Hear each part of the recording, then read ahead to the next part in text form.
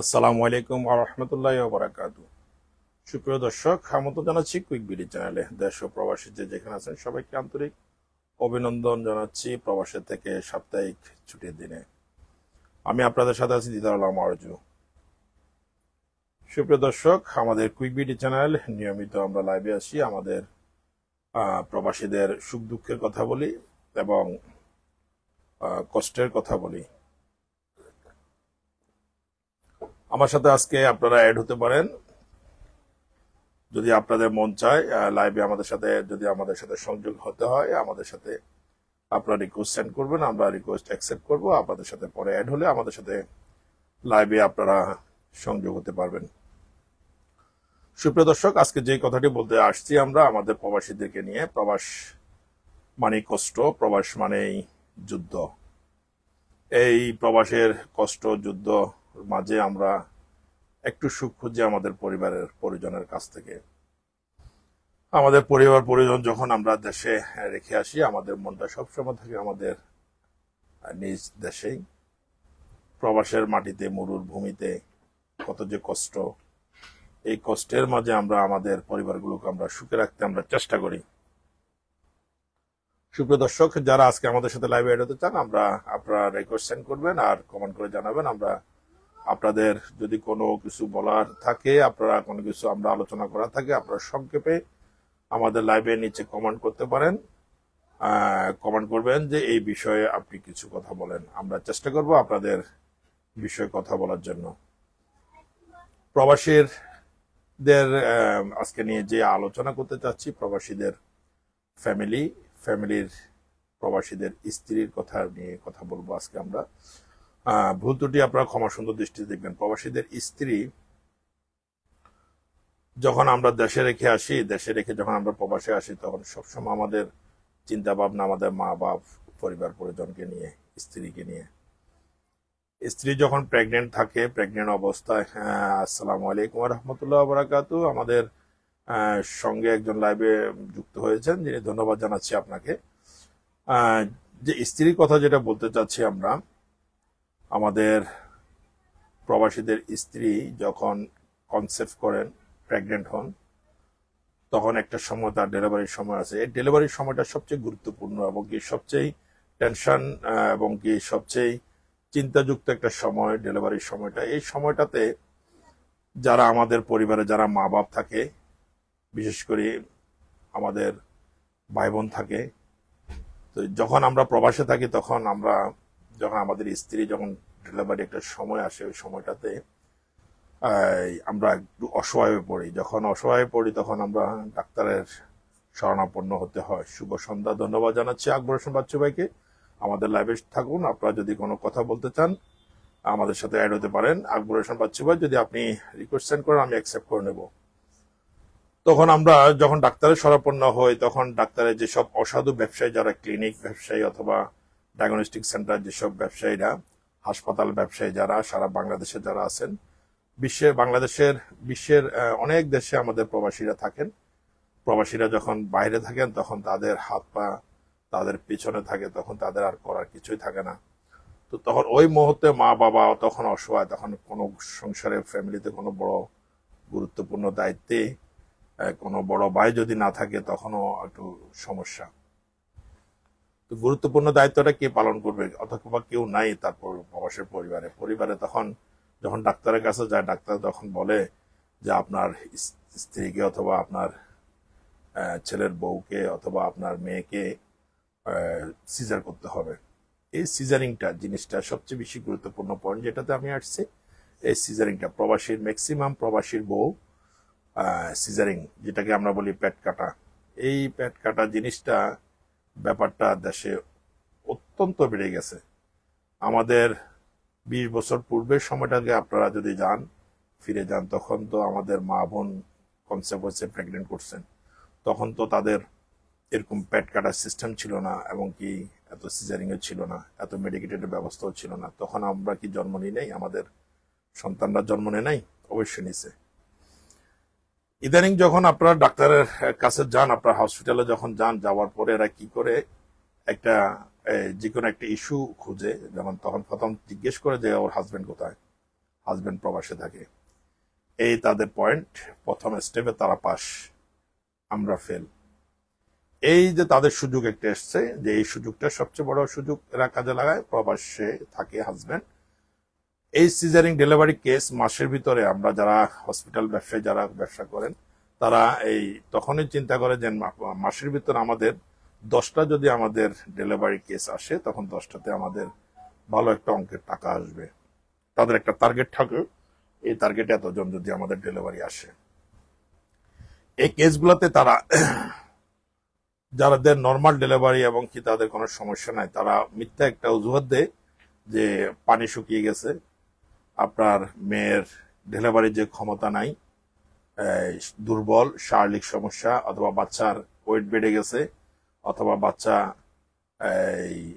সঠিক সময় যদি সিজার না করে বাচ্চার সমস্যা হতে পারে, অথবা মার সমস্যা হতে পারে, অথবা দুজনেরই সমস্যা হতে পারে, অথবা কাউকে বাঁচানো যাবে কাউকে বাঁচানো যাবে না। তখন ওই মুহূর্তে আমাদের মা বাপ যারা থাকেন অথবা যাদের শ্বশুর শাশুড়ি নিয়ে আসেন হসপিটালে, তখন তারা তো এই বাচ্চার সম্বন্ধে, তার ডেলিভারি সম্বন্ধে, তার বাচ্চার সমস্যা না মেয়ের সমস্যা, তখন ওরা তো কোনো রকম জাস্টিফিকেশন করতে পারে না, তাদের ক্ষমতাও নাই।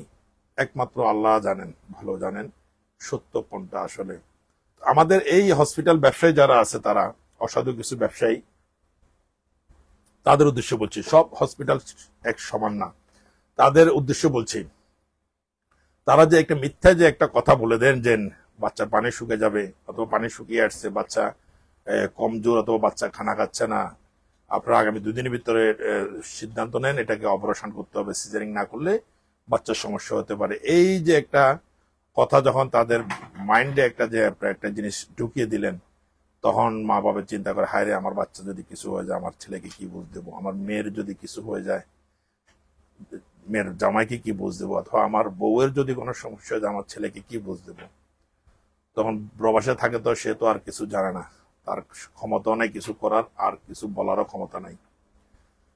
এই যে আমাদের প্রবাসী পরিবারগুলো, আসলে পরিবারগুলো যে মহিলা স্ত্রীগুলা, 80% স্ত্রীগুলা, মেয়েগুলা, যে প্রবাসী স্ত্রীগুলা, তারা সবসময় এরা প্রায় দেখি আমরা সিজারিং, প্রায় প্রবাসীর বাচ্চারা মহিলারা এরা সিজারিং হয়। এই সিজারিংটা এদের একটা আসলে একটা বাংলাদেশের যে হসপিটালগুলো একটা বিজনেস হয়ে গেছে। 10,000, 15,000, 20,000, 30,000, 35,000, 40,000, 50,000 পর্যন্ত একটা বাজেট বিল পাস করতে হয়। তখন বাংলাদেশ ওই পরিবারগুলো তো অসহায় অবস্থা থাকে, তাদের তো কোনো করার কিছু নেই, তাদের কোনো কিছু বলার কোনো ক্ষমতা নাই। এই যে আসলে সত্যিকার অর্থে এটার সমাধান কি, সমাধান কে দিবে, এবং কি সত্যিকার অর্থ ঘটনাটা কি, এবং কি কেন যে সিজার বাড়ে গেছে, এটার সমাধান আমার ছোট্ট জ্ঞানে, আমার তো অত জ্ঞানও নাই, তো শুধু আপনাদের সাথে শুধু একটু শেয়ারিং করি যে জিনিসটা আসলেই সতর্ক হওয়ার জন্য আমাদের গার্ডিয়ানদেরকে এই সময়টাতে আল্লাহ তাআলা অনেকেরই পরীক্ষা করেন। আসলেই হ্যাঁ, সুন্দর বলছেন, অনেকেই আমার সাথে আছেন, কমেন্ট করতেছেন, ভালো, ধন্যবাদ, সুন্দর কথা বলছেন, ধন্যবাদ আপনাকে।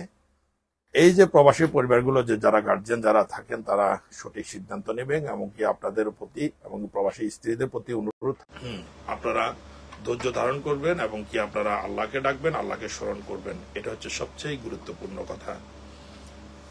হ্যাঁ, সিজারিং হবে না যে তা না, সিজারিং হবে, হবে যে কোনটা হবে, যেটাকে দেখা যাচ্ছে যে 100টা মায়ের 100টা গর্ভবতী মহিলার ভিতরে 2 জন নয়, সর্বোচ্চ 5 জন, 5% সিজারিং হতে পারে, অনেক কিছু জটিলতার কারণে হতে পারে।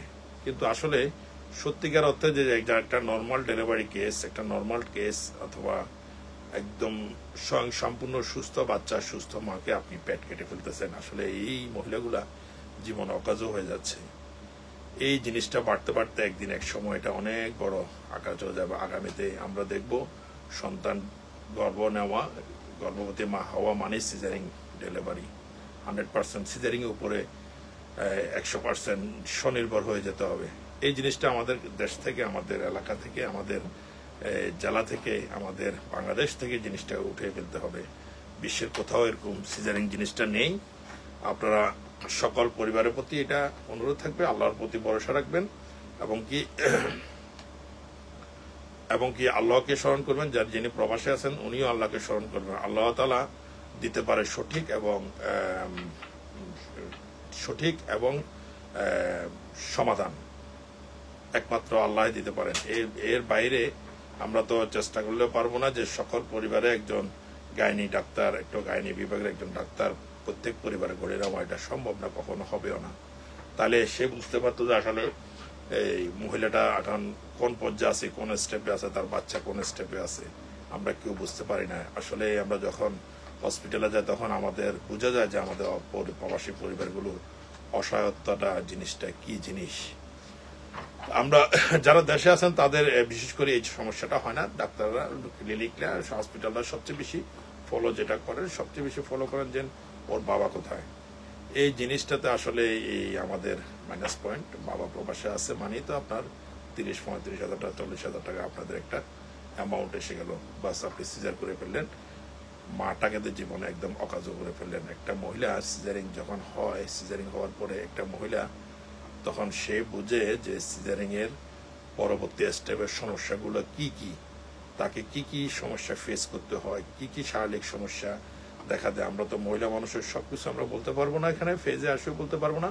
সে বুঝতে পারে যে আসলে ডেলিভারির পরের সমস্যাটুকু আসলে কি হয়, যেটার জন্য সবচেয়ে বেশি যেটা আপনার যে ইঞ্জেকশনটা পুশ করে যিনি যেটা অবশ করার যে একটা ইঞ্জেকশন, আমরা তত ভালো ডাক্তার না, যে ইঞ্জেকশনটা পুশ করে অবশ করার জন্য যে কোমরে অথবা পিঠে, ওই ইঞ্জেকশনটার জারমটা এটা দীর্ঘস্থায়ী একদম মৃত্যুর পর্যন্ত আপনার শরীরে এটা কাজ করবে। কদিন পর এই পেনটা আপনাকে ভোগ করতে হবে। যারা শুনেছি অথবা আমরা বুঝতে পারি যেটা এই মহিলাগুলা এই পেনটাতে, ব্যাক পেনে এই কষ্ট করেন মহিলারা। আরো অনেক কষ্ট আছে মহিলাদের। এই যে সিজারিংটা আমাদের দেশ থেকে আমরা চেষ্টা করব আমাদের সকল পরিবারকে ধৈর্য ধরার জন্য, আল্লাহকে ডাকার জন্য, এবং কি এই জিনিসটা আমাদের বাংলাদেশ থেকে আমাদের স্বাস্থ্য অধিদপ্তর যারা আছেন, আমাদের স্বাস্থ্য মন্ত্রণালয় থেকে ডাক্তার অথবা যারা প্রধান দায়িত্বে যারা থাকবেন এবং আগামীতে আসবেন, আপনারা চেষ্টা করবেন আমাদের এই যে প্রবাসীর স্ত্রীগুলা অথবা যে কোনো হসপিটালে, প্রাইভেট ক্লিনিকগুলোতে বিশেষ করে এই কাজটা হয়। এই প্রাইভেট ক্লিনিকগুলা এবং প্রাইভেট হসপিটালগুলোতেই মহিলা ডেলিভারি কেস মানে সিজার, বাস একটা সিজার তাদের এসে গেল, একটা অ্যামাউন্ট এসে গেল। এই জিনিসটা এটা আমাদের বাংলাদেশ থেকে আমাদের এটা বিতাড়িত করতে হবে। আমাদের সকল পরিবারকেও সতর্ক থাকতে হবে। সুপ্রিয় দর্শক, আমরা চেষ্টা করতেছি আমাদের সাথে কেউ যদি লাইভে যদি আসার চেষ্টা করেন, আমরা লাইভে অ্যাড করব। আরেকটা কথা বলতে চাচ্ছি, প্রবাসীদের যাদের বয়স অথবা বাংলাদেশে যারা আছেন, দেশে যারা আছেন এবং প্রবাসী যারা আছেন তাদেরকে বলবো 40-এর পরে আপনার বয়স যখন 40-40 আপ হয়ে যাবে, তখন আপনাদের প্রত্যেকটা জিনিস একটা সীমাবদ্ধতা, একটা লিমিটে নিয়ে আসতে হবে। আপনাকে 40-এর পরে সঠিক একটা মাত্রায় আপনাকে ঘুমাতে হবে, সঠিক একটা মাত্রায় খাওয়া দাওয়া করতে হবে, সঠিক একদম পরিমাণ মতো খাওয়া দাওয়া করতে হবে, এবং সঠিক একটা সময় আপনাকে 5 ওয়াক্ত নামাজ পড়তে হবে, সঠিক সময় ঘুমাতে যেতে হবে, সঠিক সময় আপনার ডিউটিতে যেতে হবে, এবং কি সঠিক সময়, নির্দিষ্ট একটা সময় প্রতিদিন আপনাকে নিয়মিত ব্যায়াম করতে হবে। এই জিনিসটাগুলো, পরিচর্যাগুলো আপনাকে সবসময়, আপনাকে 40-এর পরে 40 আপ যাদের বয়স তাদেরকে সবসময় জিনিসগুলো মাথায় রাখতে হবে। সকাল সন্ধ্যা অথবা আপনার ঘরে বসে, বাইরে যদি থাকে গরম আপনার ইনডোরে করবেন, ইনডোরে যদি সম্ভব না হয় বাইরে পার্কে অথবা যে কোনো জায়গাতে করতে পারেন। সঠিক একটা সময় আপনি পরিমিত কিছু ব্যায়াম যেগুলো আছে, ডায়েটিশিয়ানের ব্যায়াম, এই যাদের সুগার আছে অথবা যাদের ব্লাড প্রেশার আছে তাদেরকে এই সঠিক এই জিনিসটা, রোগটা আমাদের প্রবাসীদের মধ্যে সবসময় দেখা যায়, এবং বাংলাদেশে অনেকে আছেন। এই জিনিসটা থেকে আপনাদেরকে 40 আপ যাদের বয়স তাদেরকে এই জিনিসগুলো ফলো করতে হবে। হাই প্রেশার এবং কি সুগার, এই দুইটা জিনিসটা এফেক্টেড বেশি হচ্ছে আমাদের বাংলাদেশে, এবং কি বাংলাদেশিদের এবং কি প্রবাসীদের।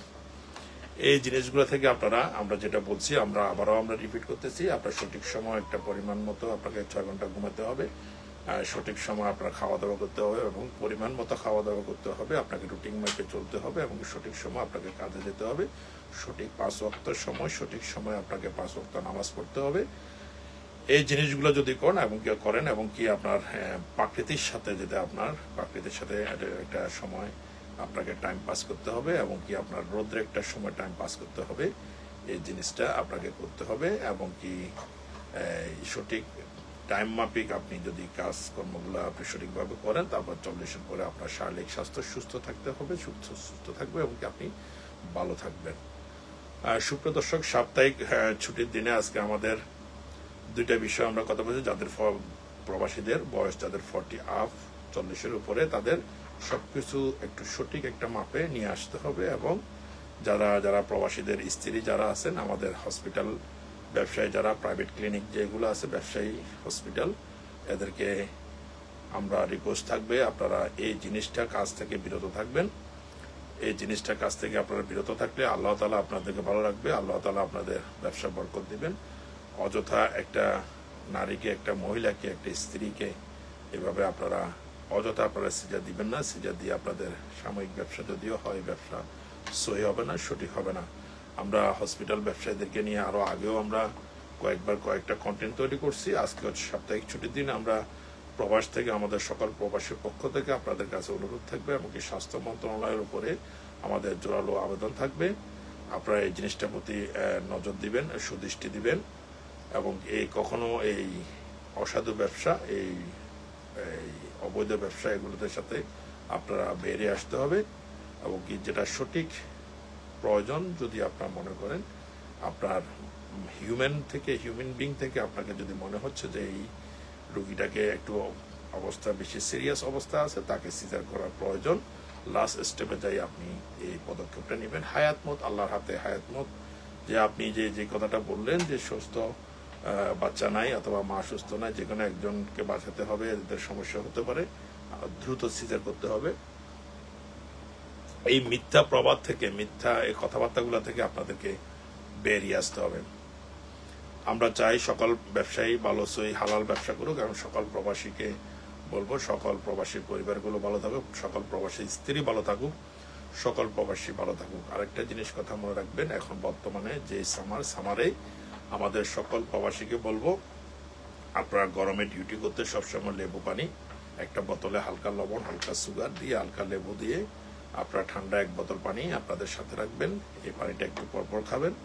এই জন্য খাবেন যখন গরমে আপনি ডিউটিতে যাবেন, ডিউটি গেলে আপনার শারীরিক স্বাস্থ্যর দিকে খেয়াল রাখবেন। কোনো সমস্যা, আপনার কোনো সিমটম যদি আপনার শরীরের ভিতরে দেখা দেয়, আপনি সাথে সাথে 999-এ কল করে আপনাকে মেডিকেল অথবা অ্যাম্বুলেন্সের সহায়তা নেবেন। এবং আশেপাশে যারা থাকেন, আপনি একা কখনো ডিউটি করবেন না, ডিউটির সাথে আপনার পার্শ্ববর্তী আরেকজন ব্যক্তিকে সাথে রাখবেন, তার সহযোগিতা রাখবেন। 2 জন অথবা 3 জন একটা গ্রুপে কাজ করবেন, এককভাবে কোথাও কোনো কাজ করবেন না। যদি আপনার কারোর শারীরিক কোনো সমস্যা দেখা দেয়, আপনি তখন আপনার শারীরিক অবস্থা বিবেচনা করে কেউ আপনার পাশে যদি না আসে, আপনাকে যে কোনো বিপদের সম্মুখীন হতে হবে।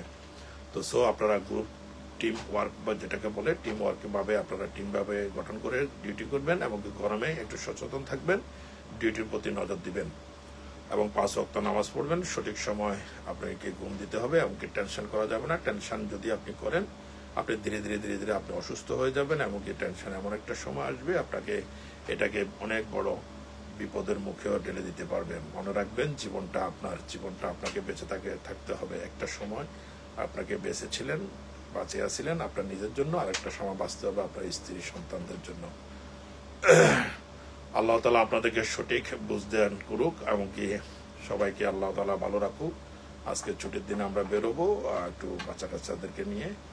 আপনারা ভালো থাকবেন, আমাদের সাথে থাকবেন। আজকের মতো এখানে আপনাদের কাছ থেকে বিদায় নিচ্ছি। অন্য আরেকদিন একটা অতিথি অথবা কাউকে নিয়ে আপনাদের সামনে উপস্থিত হবো যে কোনো বিষয় নিয়ে। সে পর্যন্ত ভালো থাকুন। আসসালামু আলাইকুম ওয়া রাহমাতুল্লাহি ওয়া বারাকাতুহু।